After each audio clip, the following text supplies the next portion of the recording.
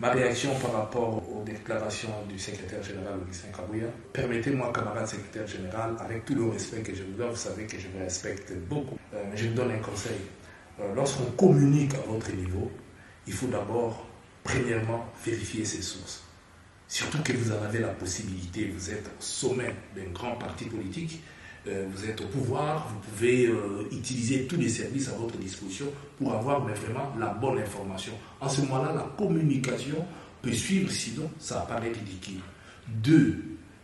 Parler qu'on puisse envoyer l'honorable Franck Diongo pour faire des déclarations parce que vous l'avez vu aux côtés de Moïse Katumbi, c'est là aussi tromper de la personne. Franck Diongo a toujours défendu son pays.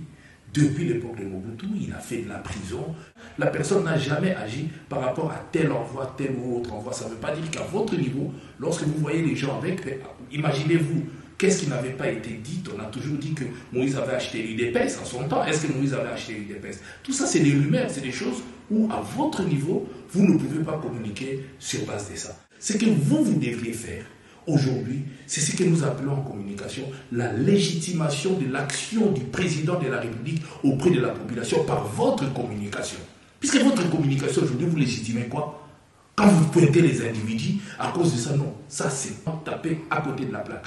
Moïse Katumbi n'a pas le temps d'aller demander à telle ou telle autre personne de faire. Parce que quand Moïse Katumbi veut agir, il agit seul directement. Vous l'avez vu lorsqu'il fallait dénoncer le troisième faux pénalty avec le président Joseph Kabila. Il a fait la déclaration. Lorsqu'il a trouvé qu'un véhicule ne peut pas être conduit par 2 personnes, il l'a fait ouvertement. Le dossier des rames. Mais malgré que nous sommes dans l'union sacrée, lorsqu'il a vu que cette histoire ne cadrait pas, Moïse Katumbi n'a pas eu froid aux yeux pour dénoncer Akisamani. Le rame, il n'a pas utilisé Franck Diongo. Troisièmement, tant Moïse Katumbi azana opposition à la Mouka, Franck Diongo azalaki na bino na pouvoir. Donc, wana pe bolingo ba Moïse Katumbi mutatinda kiye. Donc, il ne faut pas minimiser eloko ya moto. Bino ba na pouvoir, beaucoup nommé, beaucoup pese bamboko, beaucoup salere biloko nyonso. Donc, comment ya la Moïse atinda ye ake no valeur que bino ba na bokonti bona makambo nyonso ba baluka ani. Donc, bon mêler Moïse Katumbi na makambo wana te, la Kabylie n'a fait que ça. Moïse Katumbi a pragmatique, ce qu'il a agi là-bas, a raté, à Koulouba, à Kozalani, mais c'est comme ça qu'il réussit même dans les affaires. Dans minito, dans la préoccupation, il y a problème, il y a population, à Zakunate.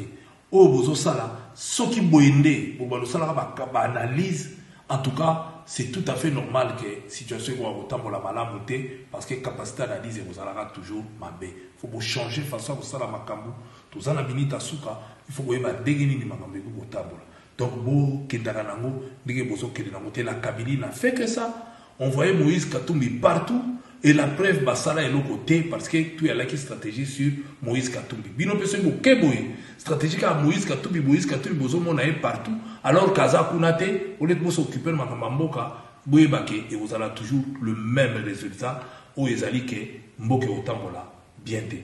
En mission d'itinérance administrative et sécuritaire, en territoire de Mombasa, le gouverneur militaire de l'Ituri, accompagné de membres du comité provincial de sécurité, est chaleureusement accueilli ce lundi 25 juillet par la population locale, signe de son acceptation et du soutien indéfectible à ses actions pour les retours de la paix. C'est l'ensemble de la province, tout au long de son parcours, du Roumou Centre, en passant par Komanda et Loloa. Le lieutenant général Boyanka Choma Johnny est ovationné frénétiquement jusqu'à Mombasa Centre, où une foule réunie devant les bureaux administratifs avec au premier plan l'administrateur du territoire l'attendait pour écouter son message. Je vous souhaite la bienvenue parmi nous et que tous les séjours que vous aurez à passer parmi nous soient vraiment bénéfiques et pour nous et pour vous. Dans son adresse, l'autorité provinciale a, au nom du chef de l'État, Félix Antoine Tshisekedi Tshilombo, félicité la population de Mombasa pour son sens patriotique de soutenir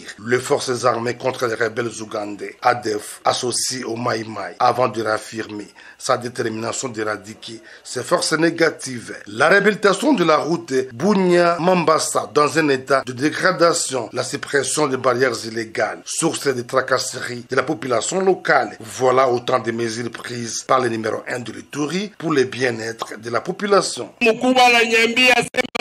wende ufatilie mambo ya trakaseria na yeye alisikia. Fatilia mambo ya mabariere ilegal. Mabariere kwa mundia. Sawa sawa. Njo ile komanda supreme aliniambia wende sasa sipende tena kusikia tena ile mambo. Mambo ya trakaseri, mambo ya mataksi ilegal, mambo ya mabariere. Sipende kuisikia, napenda we peke ufike pale. Cette première visite du gouverneur de l'Ituri en territoire de Mombasa est saluée par la notabilité locale. Bon, état de siège depuis le Kotake par Abisso de Mombasa, quand même tout le monde qui est à Mombasa, Abisso de Zaki, présence militaire, état de siège de Sugibiso Mombasa, et l'autre à Mabé Pétain, il y a pour condamner ma présidente, nous avons salué fort et fort de ce, l'ennemi a qui a porté à Mombasa, mais grâce à Bango, quand même tout ça qui soulage. Signalons que cette mission du gouverneur dans ces territoires lui permettra de visiter certains centres importants de cette partie de l'Ituri, notamment Epulu, Nyanya, PK51 et Biakato, afin d'apporter des solutions aux problèmes auxquels les fils et filles de Mombasa sont confrontés.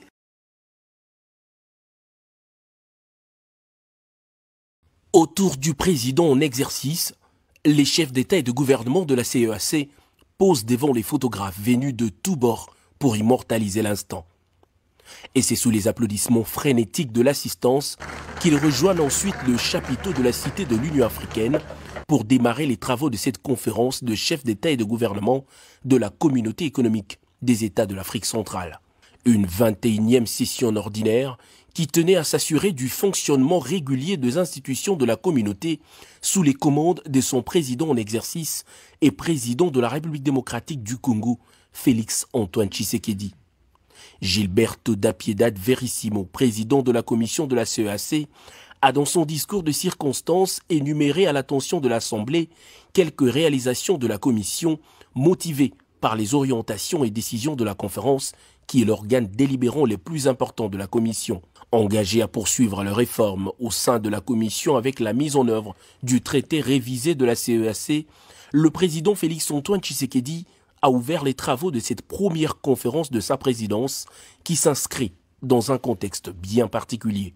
Cette 21e session ordinaire de la Communauté économique des États d'Afrique centrale se tient sur fond d'un contexte marqué par plusieurs menaces à la paix et à la sécurité, parmi lesquelles, je cite, la flambée des prix des produits de première nécessité dans les États membres, suite notamment aux mauvaises campagnes agricoles, conséquence du dérèglement climatique, de la crise sociale, économique et financière liée à la pandémie de la Covid-19, et plus récemment aux difficultés d'importation liées à la crise russo-ukrainienne. La persistance de l'activisme des périls sécuritaires dans la région du lac Tchad et l'impact de l'activisme des groupes terroristes dans la bande sahélo-saharienne. La résurgence des conflits intercommunautaires en raison notamment des changements climatiques qui entraînent une raréfaction des ressources et enfin la montée de la tension entre la République démocratique du Congo, mon pays, et l'un des pays voisins, le Rwanda, situation que je déplore personnellement et que je souhaite voir revenir à la normale avec la bonne volonté et la détermination de tous. Du déroulement de travaux à huis clos, les chefs d'État et de gouvernement ont adopté les recommandations du Conseil de ministres de la CEAC après avoir observé 1 minute de silence en mémoire de feu Édouard dos Santos, considéré comme le père fondateur de cette communauté. S'agissant de la situation politique et sécuritaire dans l'Est de la RDC, la Commission a appelé à la solidarité communautaire et a instruit la Commission d'adhérer à la feuille de route de Luanda relative à la cessation immédiate des hostilités par le M23 et le retrait des positions actuelles occupées conformément au communiqué final du mini-sommet de Nairobi. Pour sa première participation à une conférence de chefs d'État de la CEAC, Carlos Manuel Villanova, président de la République de Sao Tomé et Principe, a, au nom de ses pairs participant à ce sommet, remercié le peuple congolais et son président pour l'hospitalité dont ils ont bénéficié depuis leur arrivée à Kinshasa. Le président en exercice de la CEAC et président de la République démocratique du Congo, qui avait le dernier mot de cette 21e conférence, a salué l'esprit constructif des participants, la volonté de partenaires, ainsi que les sacrifices consentis par la commission de la CEAC. Les recommandations de ce sommet démontrent de la détermination à relever les défis de la sécurité et de la sous-alimentation dans la région, a-t-il souligné, avant de prononcer la formule de clôture. Ces travaux de Kinshasa auront tenu toutes leurs promesses et posé les bases de la première conférence maritime de la CEAC prévue en novembre prochain, toujours à Kinshasa.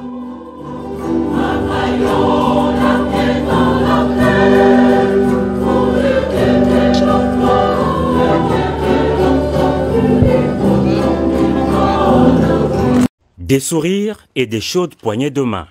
Le président de la République, Félix Antoine Tshisekedi Tshilombo, a reçu ce lundi matin, en marge de la 21e session ordinaire de la conférence des chefs d'État et de gouvernement de la Communauté économique des États de l'Afrique centrale, CEAC, à Kinshasa, ses homologues Faustin Archange Touadéra de la République centrafricaine, Carlos Villanova de la République de Sao Tomé et Principe et le président du Conseil militaire de transition et président tchadien, Mahamat Idriss Déby. Des échanges avec ces trois chefs d'État présents à ce sommet de Kinshasa ont à coup sûr tourné autour des questions d'intérêt commun entre les différents États membres de la Communauté économique des États de l'Afrique centrale. Toujours en marge de ces assises, le président en exercice de la CEAC s'est également entretenu avec Teodoro Nguema Obiang Mangue, vice-président de la Guinée équatoriale, représentant du président Théodore Nguema Obiang. Le vice-président équato-guinéen était porteur d'un message spécial de son chef d'État à son homologue congolais. Dimanche dans la soirée, le chef de l'État Félix Antoine Tshisekedi Tshilombo avait organisé un banquet de bienvenue à tous ses hôtes de marque.